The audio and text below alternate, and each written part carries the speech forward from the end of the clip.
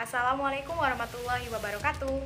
Pada kesempatan kali ini, kami akan membahas materi mengenai komunikasi di tempat kerja, sebagaimana tugas dari mata pelajaran 새로운 시작은 늘 설레게 하지 모든 걸 이겨낼 것처럼 시간을 뒤쫓는 시계바늘처럼 앞질러 가고 싶어 하지.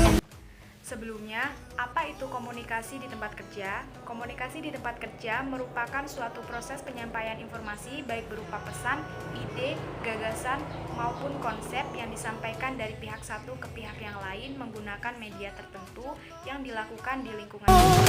I can fly the sky. Fungsi penunjang komunikasi terdiri dari 1. Komunikator. Komunikator adalah orang yang mempunyai ide untuk disampaikan kepada seseorang. 2.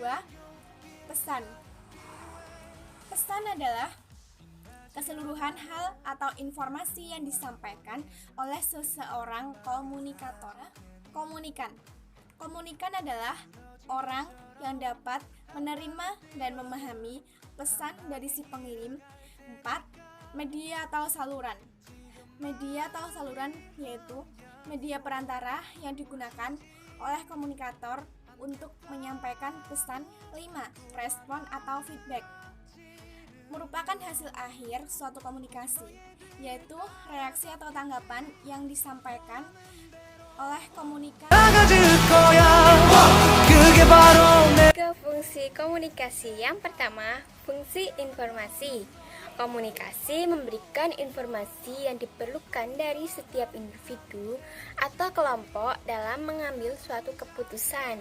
Yang kedua, sebagai kendali. Fungsi komunikasi sebagai kendali memiliki arti bahwa komunikasi berperan untuk mengontrol perilaku orang lain. Yang ketiga, fungsi motivasi. Komunikasi memberikan dalam hal memotivasi melalui penjelasan yang dilakukan oleh para motivator. Tujuan komunikasi adalah 1. Dapat memahami orang lain. 2. Menggerakkan orang lain untuk melakukan suatu hal yang kita inginkan. Ketiga, agar pesan yang disampaikan komunikator kepada komunikan dapat dimengerti dengan baik.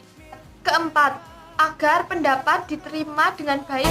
버티고 버텨 내 꿈은 더 담담. Yang baik. 1. Berbicara efektif. Berbicara efektif maksudnya tidak bertele-tele, tidak berputar-putar untuk menyampaikan satu poin pembicaraan. Kedua, berbicara penuh motivasi. Komunikasi yang terjalin yang disampaikan kepada lawan bicara haruslah yang bersifat mendorong. Yang ketiga, berbicara untuk mendapat perhatian. Pembicaraan yang membosankan dan bertele-tele tentu akan membuat lawan bicara atau pendengar mengabaikan kata-kata kita. Yang keempat, berbicara melalui keindaraan.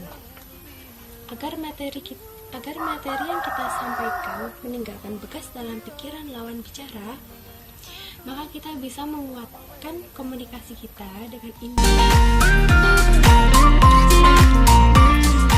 Komunikasi sosial merupakan proses interaksi di mana seseorang, suatu lembaga menyampaikan pesan kepada pihak lain agar pihak lain dapat menangkap maksud yang dikehendaki penyampaiannya.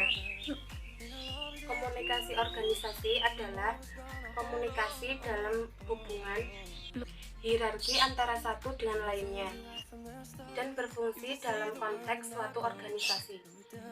Komunikasi bisnis ialah pertukaran gagasan, pendapat, informasi, instruksi memiliki tujuan tertentu melalui simbol-simbol atau sinyal.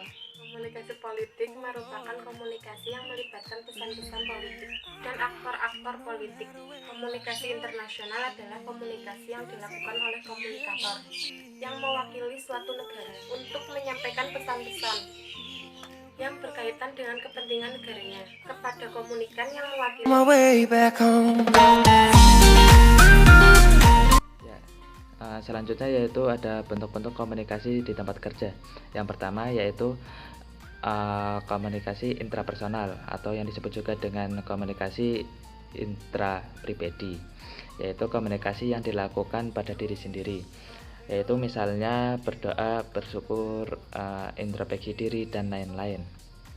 Yang kedua yaitu komunikasi interpersonal atau yang disebut juga dengan antara pribadi, yaitu komunikasi antara individu yang satu dengan individu yang lain.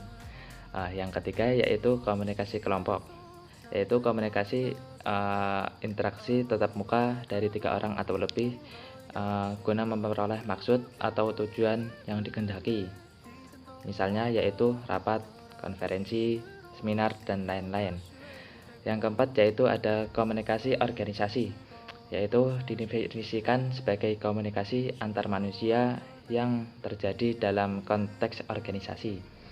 Yang kelima yaitu komunikasi massa, yaitu bentuk komunikasi yang menggunakan media dalam menghubungkan komunikasi. Sifat-sifat komunikasi di tempat kerja ada 4. Yang pertama, komunikasi tatap muka atau face-to-face communication. Komunikasi ini berlangsung secara dialogis dan saling bertatapan sehingga tercipta kontak secara langsung maupun secara personal. Yang kedua adalah komunikasi bermedia, yaitu komunikasi yang menggunakan media atau alat sebagai penyampai pesan sehingga kedua belah pihak tidak mendapatkan kontak secara langsung.